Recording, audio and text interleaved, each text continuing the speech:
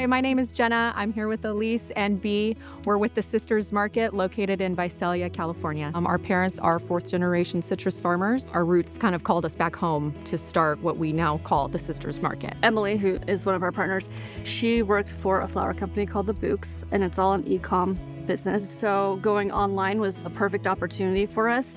A big part of this and us starting this company was that there was somewhat of a disconnect that has grown over the years between farmers and the consumer. A lot of people go to a grocery store and don't think twice about what it took to grow a piece of fruit. That was one of our biggest draws to start this, was to educate people on where their food actually comes from. I think the Central Valley is the best place to farm because of community. I personally get to see the pickers, and I get to actually walk around and get the fruit, and being in a field with people picking and the music's playing, and it's so lively, and it's probably one of my favorite work days. We've always seen the passion been put in by our own family, and we really wanted to carry that with us, and I think we have. It takes sacrifice, it takes dedication, and I hope that passion carries through from our business.